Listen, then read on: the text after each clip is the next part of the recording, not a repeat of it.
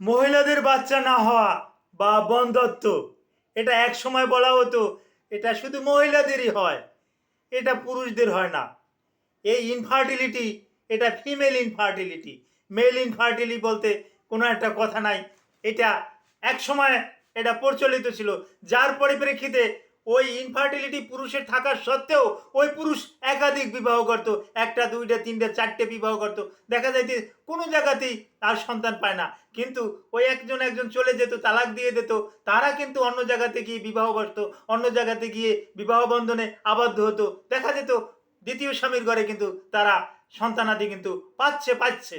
হ্যাঁ, যার পরিপ্রেক্ষিতে আপনার আর কিন্তু বুঝতে বাকি নেই যে ইনফার্টিলিটিটা শুধু মহিলাদের একাদের ভিতরে সীমাবদ্ধ থাকে না, এটা পুরুষদের ভিতরেও কিন্তু সীমাবদ্ধ। হ্যাঁ, মেল ইনফার্টিলিটি, ফিমেল ইনফার্টিলিটি দোনোটাই কিন্তু পুরুষ বন্ধ্যত্ব, মহিলা বন্ধ্যত্ব দোনোটা কথাই আছে। এ ব্যাপারে আমাদের চিকিৎসকদের কিছু একটু ভুলের কারণে দেখা যাচ্ছে যে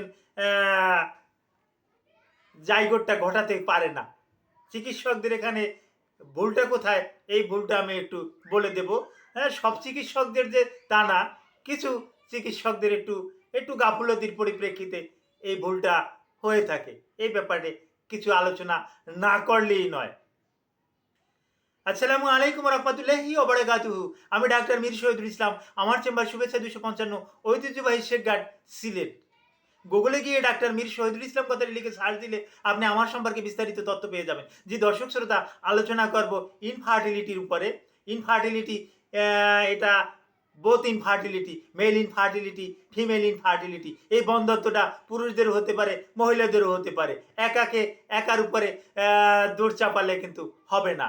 মহিলাদের ইনফার্টিলিটি বিভিন্ন কারণে হতে পারে, কারণগুলো নিয়ে আমি একাধিক আলোচনা করছি। তারপরেও এই মুহূর্তে আলোচনা না করলে নয়। একটা আলোচনা যেটা পলিসিস্টিক ওভারিয়ান সিনড্রোম, পিসিওএস, তারপর PID, pelvic inflammatory disease, SSTI, skin and soft tissue infection, তারপরে আসে STD, sexual transmit disease, STI, এই জাতীয় কিছু রোগ, এইডস, সিফিলিস, গনোরিয়া, এগুলো মহিলাদের থাকলেও যে রকমের হবে না, পুরুষদের থাকলেও কিন্তু ওই একই রকমের ইনফার্টিলিটির আওতায় কিন্তু চলে আসবে। তো সাধারণত এখনও কিন্তু এটা করা হয়, মহিলাদেরকে কিন্তু মহিলা ডাক্তার দেখানো হয়, একজন গাইনি স্পেশালিস্ট ডাক্তারকে কিন্তু দেখানো হয়, গাইনি ডাক্তারদের কাছে যাওয়া হয়। গাইনি স্পেশালিস্টদের কাছে যাওয়ার পর ওই গাইনি ডাক্তার কিন্তু ওই মহিলাকে চেক করে দেখে, তার যদি কোনো ত্রুটি থাকে, ধরুন সেলফ-ইনজেক্টিভ যদি থাকে, অর্থাৎ তখন হয়তো পরীক্ষা নিরীক্ষার মাধ্যমেই এটা কনফার্ম হয়। হ্যাঁ, হিস্টো স্যালপিঙ্গোগ্রাফি, যেটা আমরা এইচএসজি দিয়া রিমার্ক করে থাকি, এই পরীক্ষাটা করিয়ে থাকি। এটা একটা ইউটেরাসের ভিতরে একটা তরল প্রবেশ করায়, তরল প্রবেশ করানোর পর একটা রঞ্জন রশ্মির মাধ্যমে এই একটা স্ন্যাপ নেওয়া হয়, একটা এক্সরে নেওয়া হয়। এরপরে কিন্তু এই ফিল্মটা থেকে বোঝা যায় যে ফ্যালোপিয়ান টিউব ব্লক আছে কিনা, ব্লক থাকলে একটা না দুইটা। এইটা মহিলাদের ক্ষেত্রে আরও অনেক সমস্যার কথা আমি উল্লেখ করছি। হরমোনগত কারণও থাকতে পারে, হরমোনের ইমব্যালেন্সও থাকতে পারে, কারো প্রোল্যাক্টিন বেশি, ইস্ট্রোজেন কম, প্রোজেস্টেরনের মাত্রাটা অনেকটা কম, দেহের গঠনের অনেক রকমের গরমিল থাকতে পারে, এরকমের পেয়ে যায়।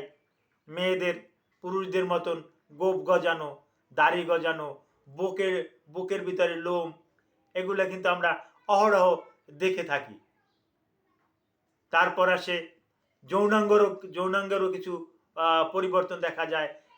ড্রাইনেস, ভ্যাজাইনা, ড্রাইনেস যদিও বলা হয় যে ড্রাইনেস ভ্যাজাইনের সাথে কি সম্পর্ক, হ্যাঁ একটা সম্পর্ক আছে, মানে ড্রাইনেস ভ্যাজাইনাও কিন্তু এর একটা সম্পর্ক আছে।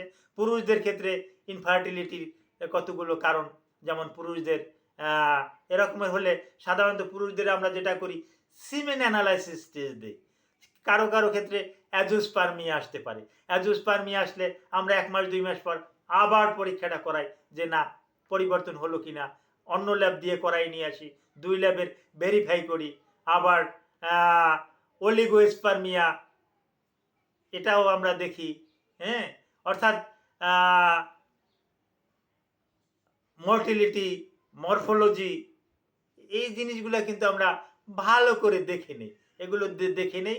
কিন্তু এখন প্রশ্ন যে ডাক্তারের এখানে দোষ কোথায়? হ্যাঁ, ডাক্তার ওই গাইনি ডাক্তারের কাছে ওই মহিলা রোগী গেছে, ওই তাকেই দেখে দিল। আর সে বলল না যে আপনার হাসব্যান্ডকেও আমার কাছে নিয়ে আসবেন, তাকেও আমি দেখব তার কোনো রকমের ত্রুটি আছে কিনা। কিন্তু এইটা অনেক গাইনোকোলজিস্টরা করে না বিধায় আমাদের দেশে এখনো কিন্তু এই বন্ধ্যাত্বের হারটা কিন্তু একটু বেশি থেকে যায়। তো এ ব্যাপারে সকলকে সতর্ক করব বা সকলকে অনুরোধ করব যাতে আমরা এই বিষয়টা বুঝি। আমার এই ভিডিওটা যে সমস্ত লোকজন দেখবেন তারা বুঝবেন যে ইনফার্টিলিটি বন্ধ্যাত্ব একার কারণে আসে না, স্বামী স্ত্রী উভয়ের কারণে আসে। সুতরাং উভয়কেই ডাক্তার দেখাতে হবে। Thank you all.